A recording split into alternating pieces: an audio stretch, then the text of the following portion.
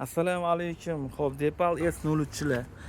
Yana bitta muammo bor bizda. SL03 da mashina to'liq qizib ketgan, o'chgan. Xo'p, o'zbekimiz insonmiz. Insoniy nuqtai nazardan, mexanik nuqtai nazardan tushuntiryapman. Buni tagida zashtnik, tagidan shamol kiradi, sovutadi. Yo'q. Mana bu narsa bor. Bu yerda havo to'syapti bu narsa. Tepa motor zashtni ham to'liq yopilgan, ventilyatordan chiqqan issiq motor qizdirib yuboryapti.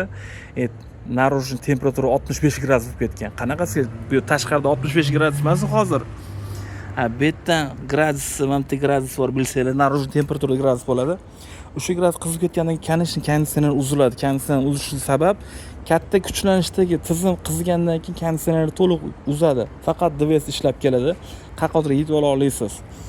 Shuning uchun mana oldi zashtini kerak emas, hozircha olib qo'yinglar, keyin qishga borganda albatta taqib qo'ysanglar bo'ladi. Bu narsaga ko'pchilik pulga sotib olganman. To'g'ri arzonga olinmagan bu narsani, chiroyli turishini olingan ba'zida. Biz konditsionerni o'chirmaymiz, to'xtovsiz ventilyator ishlab turadi, issiq havoni motorga haydayapti. Bu holatda qizib ketadi motor. Shuning uchun buni hozircha olib qo'yinglar bo'ldi. Shu maslahatim shu. Shuni olib qo'ysanglar, keyinchalik taqib olsanglar ham bo'ladi. Yo'q, buni olib qo'ysam radiatorga muammo bo'lishi mumkin-ku. Uning uchun banferi akkuratni yechirib, ichidan rezinaliga chiqibdi hozir, shundan qo'yib olsa bo'ladi. Sal teshigi ham kattaroq.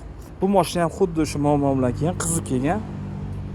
Buni hozir tekshiramiz, diagnostika qilamiz, hech qanaqa muammo chiqmaydi. Hozir bitta mashinamiz bor, Depal S07.